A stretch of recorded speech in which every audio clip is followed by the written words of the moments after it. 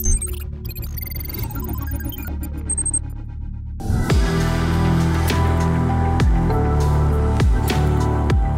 Mercedes-Benz GLS has been around since 2006. It was earlier known as the GL in its first two generations. Halfway through the second gen in 2016 is when the name was changed to GLS. It was developed to respond to a growing segment, primarily in North America, for a rival to cars like the Cadillac Escalade or Lincoln Navigator. Large, full-size SUVs with 7-seater capability, and so it was also the first German SUV with 3-row seating. Just like it came at a time those American SUVs were entering their third generations, now the third generation GLS also comes at a time when Mercedes-Benz's German rivals are finally bringing their real answer to it to the market for the first time. So this new car has to be a strong one. Mercedes makes most of its SUVs in America, and so the drive being in Utah, a state synonymous with SUVs and off-roading, is not altogether surprising. As you will find out, the location gave us plenty, from twisty mountain roads to smooth highway, and yes, some rough terrain too.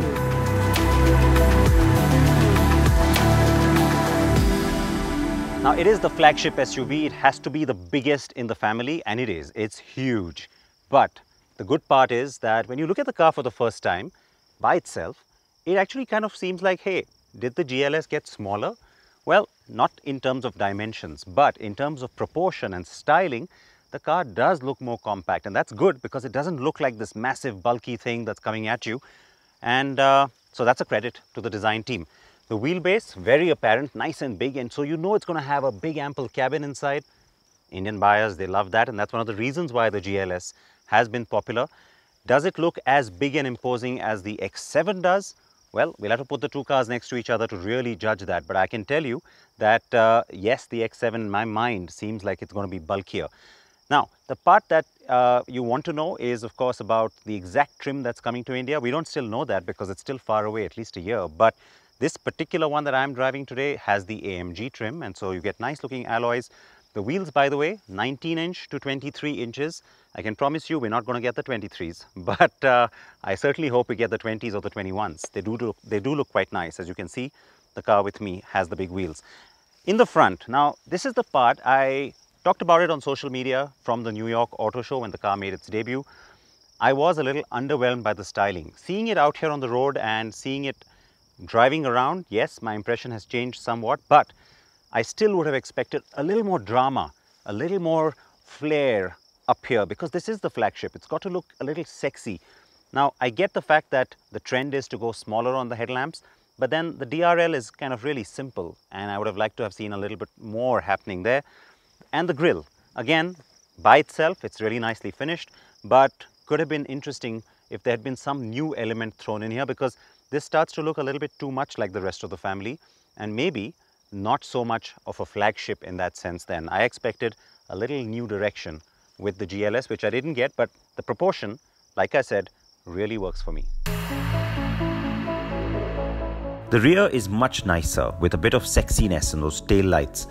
The tailgate is also well designed and the car looks less heavy from the rear as a result. The GLS does look upmarket, but yes, you will be forgiven for thinking it's a GLE if you see one coming up in your rear view mirror. To me, that is a bit of a problem. I have with me the new GLS 400D 4MATIC. Yes, all-wheel drive is standard, though the air suspension is not. My test car has that too, as also the e-active body control, something we first saw being introduced in the new GLE. Speaking of that smaller sibling, the GLS shares its platform and some of its engines too. India will get the 400D and the 450, that's the petrol, though some other markets will also have a range-topping GLS 580 with a 4-litre V8 twin turbo. I will get to that a little bit later. It is on the inside that things have gone way up high over the last car. Sure, the facelift we got when the name changed already turned the earlier GL into a more luxurious car. But now the design and layout is slimmer, more modern, and certainly more inviting. The screens on the dash, both the instruments and the user interface, dominate the cabin. They are in keeping with the new Mercedes-Benz cabin, but are bigger for sure. The graphics, design and new MBUX interface are a massive step up, in line with what we have seen on the new GLE. Space is better utilized now and the cabin gives you an airier, roomier feel instantly. The seats could have done with a little bit more bolstering since they're a bit wide, perhaps keeping larger North American occupants in mind, and so the lack of cushion and bolstering does show up when you're sitting at the back and the car is being driven sportily. But material, fit and finish is impeccable, as can be expected from Mercedes-Benz. A 6-seat configuration, that's a first for the GLS, and so yes, now you have individual seats. In the second row, of course, you can get the bench and go 7-seater as well. But there is a claim from the company that the third row, well, a little more specific intent to make it comfortable. Well, that's what the team has been going for, and so you do get the leather seats, but it's not just that. They claim that you can put in someone back here 1.94 meters tall, that's 6 feet 4 inches and then some, so pretty tall, which means the focus is to make sure that adults are comfortable back here as well, not just kids. And I can tell you that to a certain extent that claim is true. I do get a fair sense of headroom, though of course I'm not nearly that tall, almost 6 feet tall, but yes, the sense of space is great. The glass helps because you don't feel cooped up back here. You've got your own AC vents, you've got your own speaker, seat warmer, USB charger, cup holder. Well, it's the GLS, so it's got to pamper you, even in the third row, doesn't it? Legroom's not the greatest, but the back angle is quite nice. Each passenger in all 3 rows gets a roof-mounted mic, so they can all be heard by the MBUX system or during phone calls. Nice touch indeed. All the seats can be adjusted electrically, and folding down both the rear rows gives you a massive 2,400 liters cargo space if need be. The idea is to really continue to dominate the segment when it comes to having a luxury benchmark. On paper, the car still holds on to that, especially with the addition of the optional 6-seat layout. But the first impression is that the BMW X7 will likely come across as more plush, and it has that 6 layout too. But let's save that comparison for when the cars are standing side by side, shall we? The GLS will pamper you with things like the voice command guided virtual assistant, ambient lighting, the massage function, now even optional for the single rear seats in the 6-seater configuration by the way, and the largest panoramic glass roof in the segment.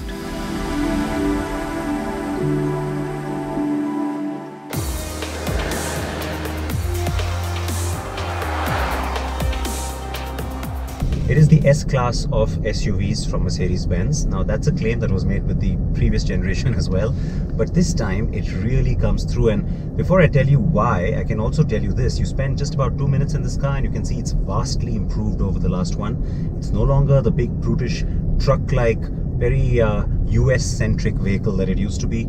This one is a lot more refined and certainly a lot more luxurious, and I don't just mean that in terms of trim.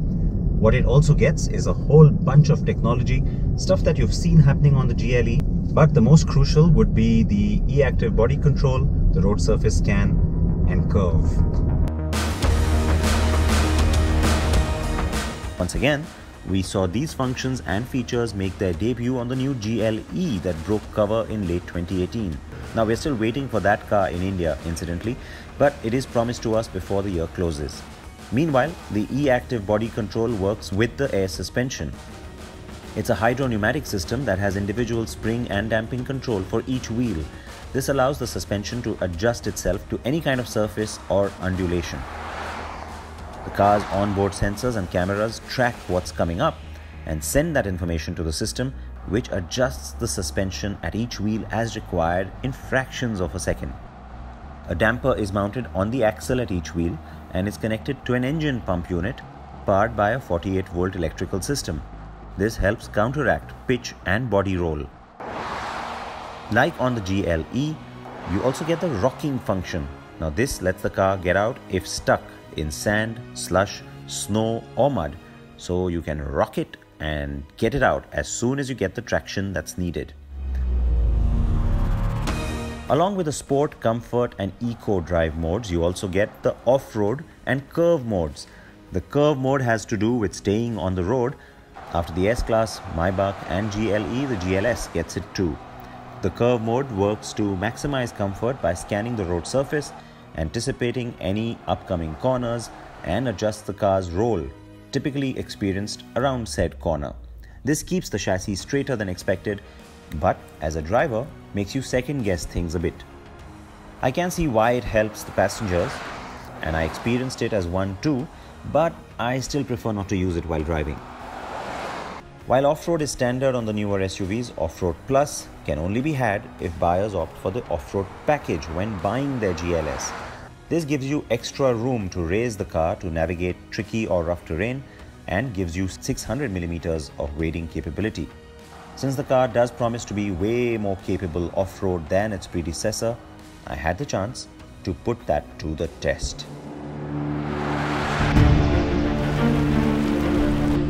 This is also when I had the chance to switch cars and check out the GLS 580 4MATIC. The difference between the two engines was like chalk and cheese. I'll explain why later. But first, the off-roading. The initial bit of the section was basically a dirt road with a shallow water crossing thrown in. But I had the chance to test the car's incline, ascending and descending capabilities, complete with the DSR or downhill speed regulation. The system lets you set a crawl speed and the car does everything. All you need to do is steer. In some bits, I switched to Off-Road Plus mode. That raises the car, like I said, to the maximum, and yet it gives you about 20mm of wheel articulation. I'd been very surprised by the lack of any off-road experience when I drove the new GLE in San Antonio, Texas in November last year, so the GLS now allowed me to experience what Mercedes-Benz has been developing for 4x4 enthusiasts. Way more improved over the last GLS, and I can truly vouch for this, having spent a lot of time in the previous generation 4x4 GL during our epic 50,000 kilometer drive across the planet during the Great Overland Adventure series.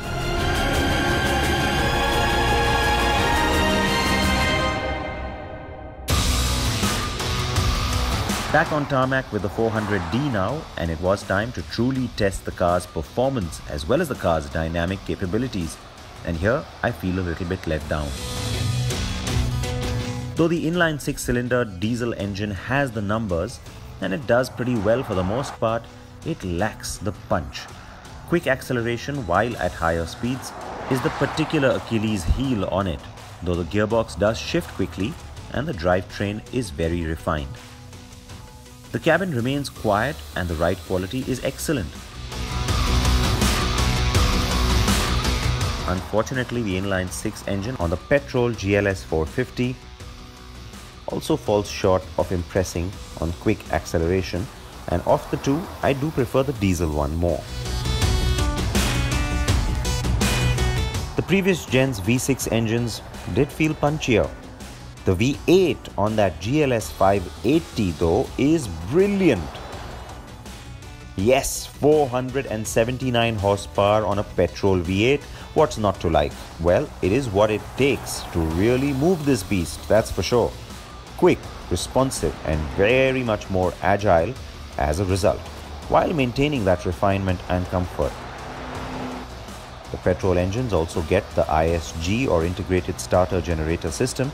It uses a 48-volt EQ boost that also gives you an additional 250 Nm of torque and 21.5 bhp of power over short bursts. That makes it the world's first electrified V8 engine. On the whole, the new GLS is a good step up from the previous car. It's a bit more plush, a bit bigger, and yet it has matured. It offers greater levels of refinement and is sleeker too. Could it have been prettier and punchier? Yes, but again, for the Mercedes-Benz buyer, this car will stand out as a true flagship for the SUV range. The family now has grown to 6. The GLA, GLB, GLC, GLE, GLS and the G-Wagon. Throw in the GLC and GLE coupes and you've got 8 of them. Could there be more? Maybe. There could be a new flagship round the corner. But for now, the GLS will stand tall and proud, and in the Indian context will certainly excite enough to retain its position in the luxury full-size SUV segment, with a small caveat for the unknown that the first ever BMW X7 will bring. For what it's worth, that new rival will arrive in India before the GLS does, pretty much like the new X5 has come in well before the new GLE will.